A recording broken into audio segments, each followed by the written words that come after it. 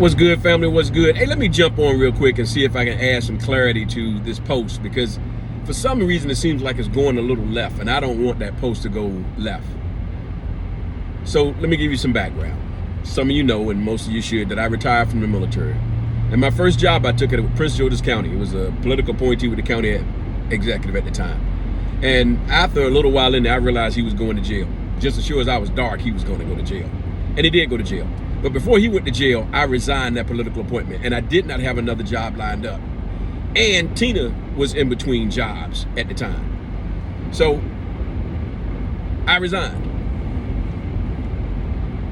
But I had a good reputation back in the Pentagon and on Capitol Hill.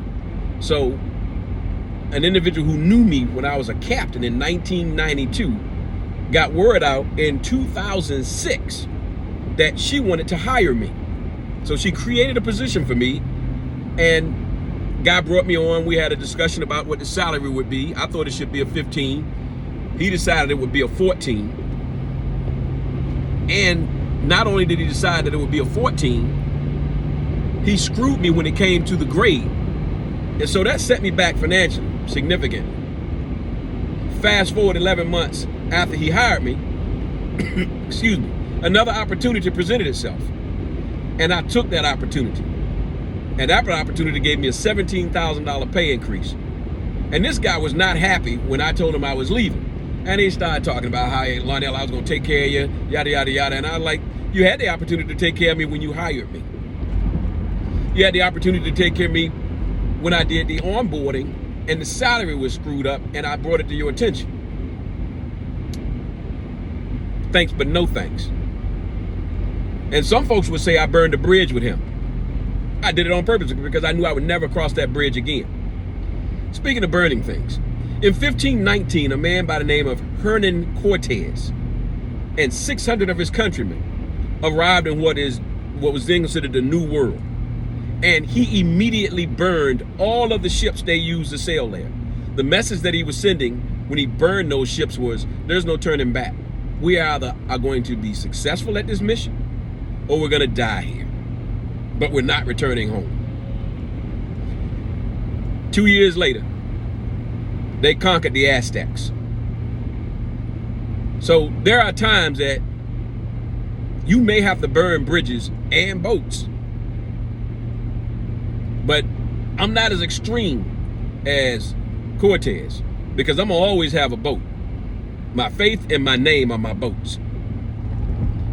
And I'm okay with my boats. And I'll tell you why. I'm confident of who's in the boat with me. A lot of folks talk about having a boat, but you got the wrong people in the boat. Folks have no faith in what you're trying to do and your abilities and these visions and these ideas that you have. For folks who are biblical, Jesus was in a boat asleep. And when the waves started acting up and the wind started blowing, folks panicked, woke up Jesus, and Jesus said, ye of little faith, spoke to the waves, and everything was calm again. When things get real hectic, you gotta stay calm, because folks are looking at you and trying to discern, how bad is this thing? And you gotta be careful who you let in that boat. I promise you.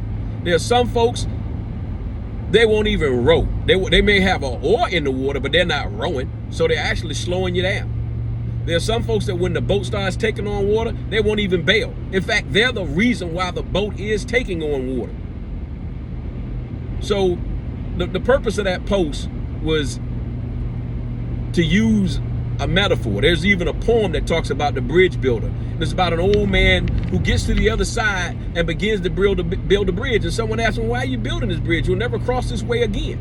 And he said, because someone younger and not as skilled as me may need to cross this water too, and they can use this bridge.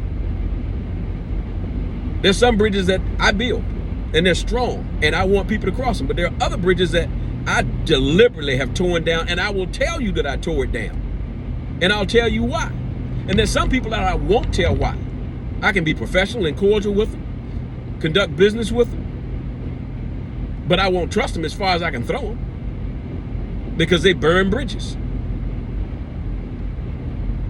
So I hope this explanation explains what I meant when I posted about burning bridges and boats.